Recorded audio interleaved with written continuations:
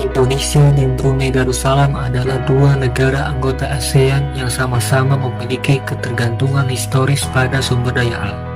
Namun keduanya menempuh pendekatan ekonomi yang sangat berbeda dengan skala populasi dan tantangan struktural yang jauh berbeda.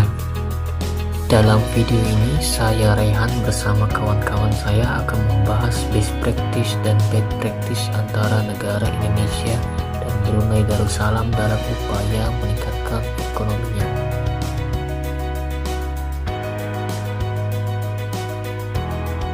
Indonesia adalah ekonomi terbesar di Asia Tenggara dengan produk domestik bruto yang melampaui 1,1 triliun US dollar dan laju pertumbuhan rata-rata 5% per tahun. Meski demikian, pendapatan per kapita masih berada di kisaran 5.000 US dollar karena output nasional tersebut didistribusikan kepada 284 juta penduduk sehingga nilai per kepala tetap kecil. Brunei Darussalam sebaliknya memiliki PDB yang jauh lebih kecil, namun pendapatan per kapita mencapai hingga 35.000 US dollar, 7 kali lipat dari Indonesia. Hal ini dimungkinkan karena kekayaan minyak dan gas bumi dinikmati oleh populasi yang hanya berjumlah sekitar 465.000 jiwa, disertai kebijakan subsidi dan tanpa pajak pemasukan pribadi. Namun kondisi itu kini terancam. Produksi minyak Brunei telah turun dari 220.000 barel per hari pada 2006 menjadi sekitar 100.000 barel per hari setelah 2024 dan cadangan terus menyusut dari tahun ke tahun.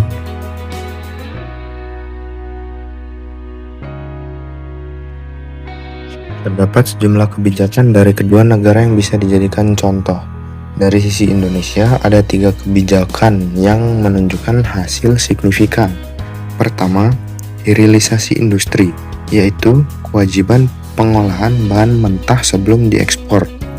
Kebijakan ini mendorong realisasi investasi pada 2024 mencapai 1.714 triliun rupiah, meningkat 20,8% dibandingkan tahun sebelumnya, dengan penyerapan tenaga kerja lebih dari 2,4 juta orang. Kedua, kebijakan makro prudensial Bank Indonesia yang mendorong pertumbuhan kredit sebesar 10,39% pada 2024, sekaligus mempercepat digitalisasi sistem pembayaran nasional. Yang ketiga, pemulihan sektor pariwisata dengan 13,74 juta kunjungan wisatawan mancanegara dan lebih 1 miliar perjalanan wisata domestik, dan tenaga kerja yang terserap di sektor ini juga banyak. Kemudian dari sisi Brunei ada 3 kebijakan yang berhasil. Pertama, sistem currency board yang mengaitkan nilai mata uang Brunei dengan dolar Singapura dan berhasil menjaga stabilitas nilai tukar dan menekan inflasi. Kedua, ada economic blueprint. Ini adalah dokumen yang memberikan peta jalan diversifikasi ekonomi yang terstruktur dan berorientasi jangka panjang, memberikan kepastian arah bagi seluruh pemangku kepentingan. Ketiga, ada modernisasi infrastruktur pembayaran digital oleh Bank Sentral Brunei untuk membangun fondasi transaksi keuangan yang lebih efisien dan modern.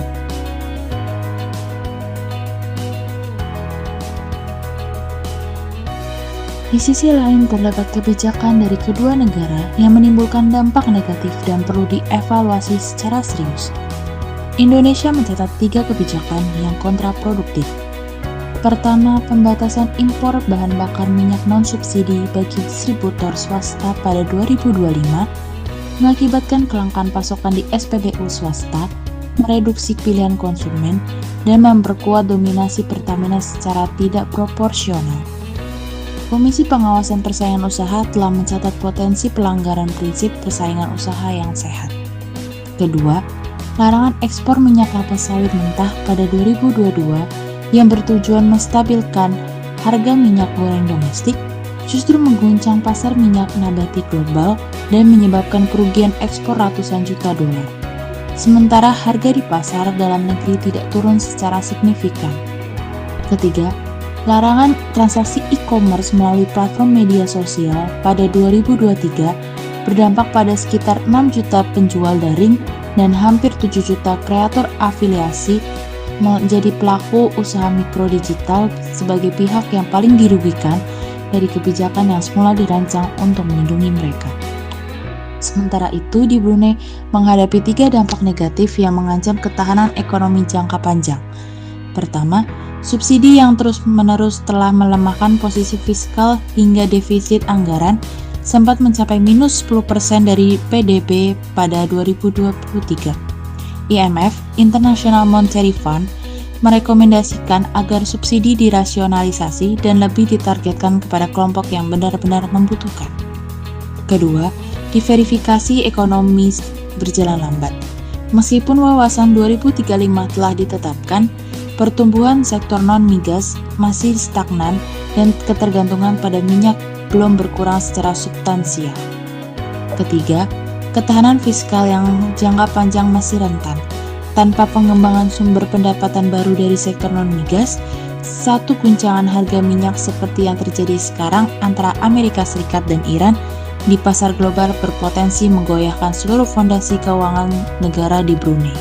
Berdasarkan seluruh analisis ini, dapat disimpulkan bahwa tidak ada satupun dari kedua negara yang memiliki model kebijakan yang sepenuhnya unggul. Keduanya menyimpan praktik terbaik sekaligus kelemahan yang perlu dibenahi.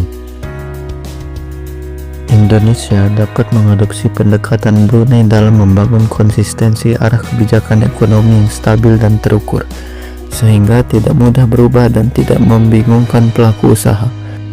Sebaliknya, Brunei dapat belajar dari pengalaman Indonesia dalam hilirisasi sumber daya alam, serta pengembangan ekosistem ekonomi digital yang lebih inklusif dan matang. Namun, perlu ditegaskan bahwa tidak semua pendekatan dapat langsung dialihkan. Perbedaan skala ekonomi, jumlah penduduk, dan struktur kelembagaan harus selalu menjadi pertimbangan utama sebelum mengadaptasi kebijakan dari negara lain. Pada akhirnya, kedua negara menghadapi tantangan yang sama, bagaimana bertransformasi menjadi ekonomi yang lebih mandiri, beragam, dan berkeadilan di tengah dunia yang berubah dengan cepat. Pilihan kebijakan yang diambil saat ini akan menentukan ketahanan dan kemakmuran masing-masing negara dalam beberapa dekade ke depan. Demikian dari kami. Apabila ada kesalahan dalam menyampaikan informasi, kami mohon maaf. Sekian, terima kasih.